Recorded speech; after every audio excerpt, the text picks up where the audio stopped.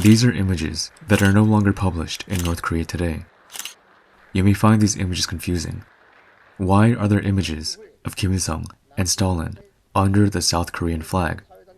The truth is, what is today seen as the flag of South Korea was not just the South Korean flag. It was the Taegeukgi, the flag of great extremes, adopted by the Joseon dynasty in 1882 before becoming a symbol of Korean identity, freedom, and independence as Korea's sovereignty came under attack, and was finally extinguished by Japan in 1910. The flag was used by nationalists, communists, and anarchists alike. So, when the Soviet Union took control of Korea north of the 30th parallel, this was the flag that was used there. This is a flag that many of the communist guerrillas who returned after the end of Japanese rule would have fought for and under. So why was it replaced? This is the story we will talk about today. Today, it's taught in North Korea that Kim Il-sung personally designed the modern North Korean flag. Actually, this isn't true. The claim was part of an intensification of the cult of personality surrounding the leader in 1967, after his son and future North Korean leader, Kim Jong-il, took control of the state propaganda and information department of that year. Prior to this, the official story was that in May 1947, Kim Il-sung ordered the creation of a new flag and emblem according to communist principles, and that this was answered by Kim Jae-yong, head of the Pyongyang University of Fine Arts, who created a draft design. However, the most information we have surrounding the creation of the flag is based on the testimony of Pak Il, a Soviet Korean whose Russian name was Pyotr Alexandrovich Pak Il. Born and raised in Russian Manchuria before obtaining a degree in philosophy in Leningrad, he worked as an educator until 1946, when he was sent to North Korea to serve as the first vice president and de facto president of Kim Il-sung University. Being a philosophy major, trilingual in Korean, Russian, and Chinese, he was tasked by the Soviets to educate Kim Il-sung and Kim Tu-bong, the two most powerful men in North Korea, on Marxism-Leninism. In addition, he served as an interpreter for Nikolai Georgievich Lebedev, the Red Army general who served as the head of the Soviet civil administration in Korea. In 1948, after refusing to publish a propagandistic biography of Kim Il-sung he was made to write, and opening a department of Korean studies at the university without permission, he was recalled to the Soviet Union, a blessing in disguise, as the Soviet Koreans who stayed were later purged by Kim Il-sung. Upon returning to the Soviet Union, he obtained a PhD and worked as a professor in Kazakhstan until 1987. He remained active in his work until his death in 2001. Before that, though, he gave two interviews, one with Russian magazine Совершенно Секретно in 1992, and one with South Korean newspaper 동아일보 in 1993, in which he gave information on the creation of the North Korean flag. The story goes as follows. In the summer of 1947, Pak Il was called to the office of General Lebedev. In the office was also Kim Tu-bong, chairman of the Workers' Party of Korea. Lebedev explained to Kim that there was soon to be a state created in Soviet-occupied Korea, for which they would need a flag.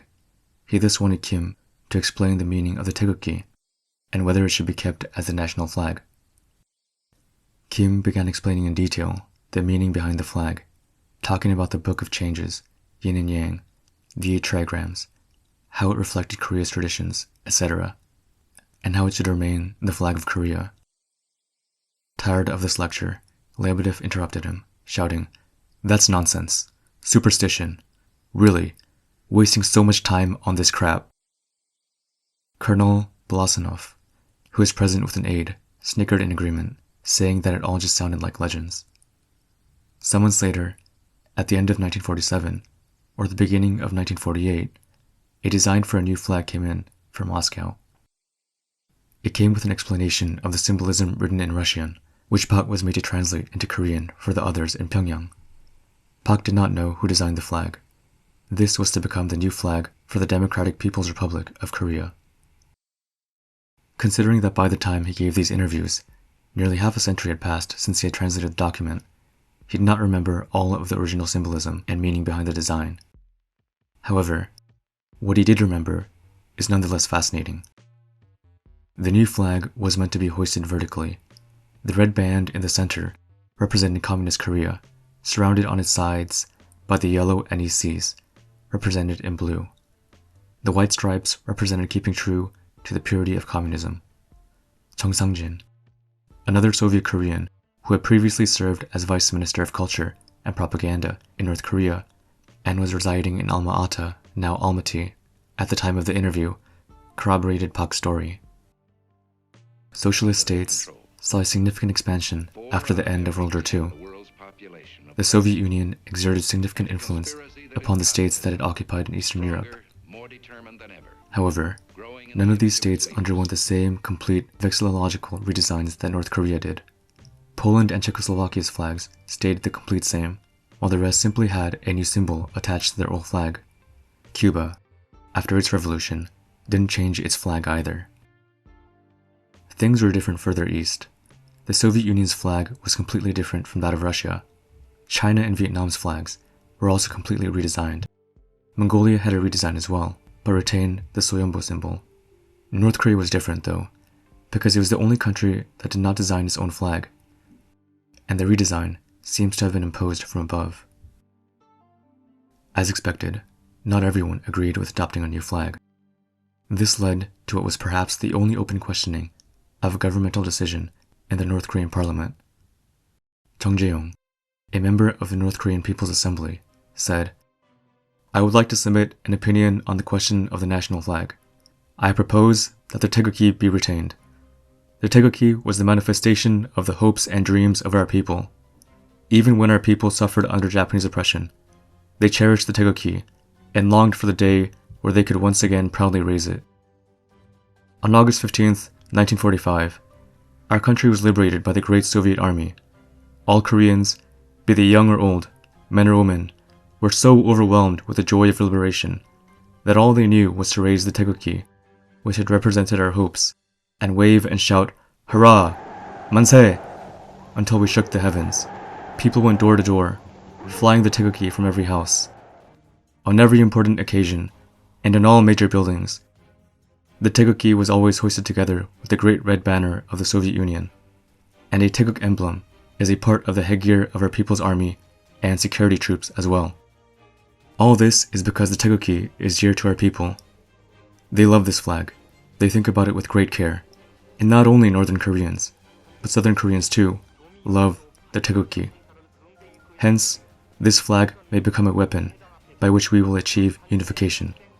Northerners and Southerners, all Koreans may stand united under this banner.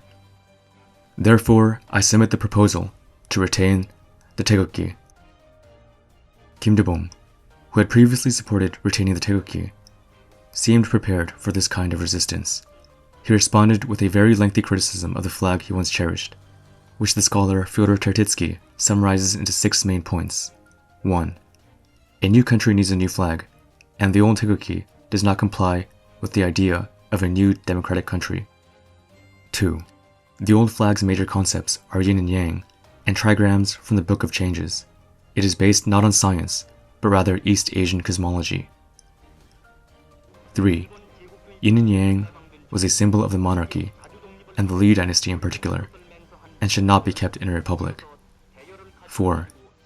The Taegeukgi is also a symbol that is going to be used in the state that will be established in the American occupation zone, which the new People's Republic should distance itself from. 5. The flag that is going to be used in the South is wrong. Instead of having Kun and Kam, trigrams on the left side, it has Kun and Ri, trigrams there. Thus, according to the traditional symbolic system, instead of the break of dawn, the flag symbolizes the coming of darkness. 6. While it is true that the Taegeukgi is beloved by the people, this is only because Korea does not have any other national symbol. Kim's speech was received with thundering applause and a unanimous yes vote on adopting the new flag. Again, not everyone was happy with the new decision. Many politically active Koreans criticized the new flag. According to Pak Il, a former high-ranking official that defected in 1980, Many high-ranking North Korean officials were also unhappy with the new flag. Soviet sources from the time indicate that on occasion, party members would even refuse to participate in demonstrations that used the new flag. Clearly, there was a problem. 10 days after the new flag was adopted, Tu-bong held a press conference explaining the decision, and soon published a book entitled On the Establishment of the New Flag and the Abolition of the Taegeukgi, in which he repeated the points he made earlier against Jung Jae-yong's proposal to retain the old flag. Kim, a scholar with a traditional education, equipped with a deep knowledge of the meaning behind the flag, gave a lengthy and detailed explanation of the origin and structure of the Taegeukgi, despite the outward criticism. Having once argued for the flag to the Soviets, some wonder whether it hurt him inside to write this book. During the Korean War, Soviet leverage over North Korea decreased, as China's intervention during the war saved the state from collapse. Nonetheless, during this time, the Soviet Union still had significant control over North Korea, with every government ministry having a Soviet chief advisor. There were Soviet technical, administrative, and military advisors, with military advisors going all the way down to the battalion level. Things changed significantly beginning in the mid-1950s, with de-Stalinization in the Soviet Union and factional tensions in the North Korean government. In 1953, after the death of Stalin, Kim Il-sung increased his opposition to Soviet influence in the country. In 1955, many high-ranking Soviet Koreans were removed from their positions. In August of 1956, there was a failed attempt to remove Kim Il-sung from power by the Soviet Korean and Yeonan factions in an event known as the August Faction Incident. Between 1956 and 1960, Kim Il-sung engaged in a mass purge that has been compared to Stalin's own Great Purge 2 decades prior. A joint Soviet-Chinese delegation sent to Pyongyang in September of 1956 urged him to stop the purges, but were only successful in briefly pausing them. He purged Soviet Koreans, sending them home or arresting and executing them. A number of North Koreans living in Moscow applied for asylum in the Soviet Union, including the North Korean ambassador to the USSR, Lee Sang-jo. Relations between the two countries became tense, even hostile. However, it was not just Soviet Koreans that he purged. Kim Tu-bong, head of the Yeonan faction, himself was purged in 1958 and ended up either executed or dying while performing hard labor in the countryside as a 70-year-old man. Other members of the faction were also executed or fled to China. Beginning in the late 1950s, the Taegeukgi was erased from North Korea. In books, photos containing the Taegeukgi were retouched, and in 1959, the Soviet ambassador noted that the image of a Soviet soldier with a Soviet flag shaking hands with a Korean man with a Taegeukgi was removed from the Liberation Monument in Pyongyang. Since then, the Taegeukgi has not been depicted in books, paintings, or films. A survey of 100 North Korean defectors in 2012 indicated that 84 of them had never seen it before. Those who did know about the flag were either elites or those who had spent more time watching South Korean dramas while living in the North. Today, the flag is an important symbol in North Korea, as in most countries. In school, children learn the official story of Kim Il-sung creating the flag and draw the flag in art classes. There are many songs about the flag. Interestingly, the cult of the flag is less intensive than in other countries such as the United States. There is no Flag Day. Desecration of the flag is, officially at least, not a crime. Students do not pledge their allegiance to the flag, and the flag isn't even used when soldiers recite North Korea's Pledge of Allegiance. This is due to North Korea's pervasive personality cult surrounding the Kim family, officially known as the Mount Baekdu bloodline, in which loyalty to the country has been largely superseded by loyalty to the leader. While desecrating the flag is not a crime, there are many rules regarding the maintenance and placement of Kim Il-sung and Kim Jong-il's portraits, and not following those is a crime. Similarly, while North Korea does have a national anthem, it is largely reserved for representing North Korea at the international level. Domestically, two songs, the Song of General Kim Jong-il and, in particular, the Song of General Kim Il-sung, have since the 1980s served as the de facto anthems of North Korea.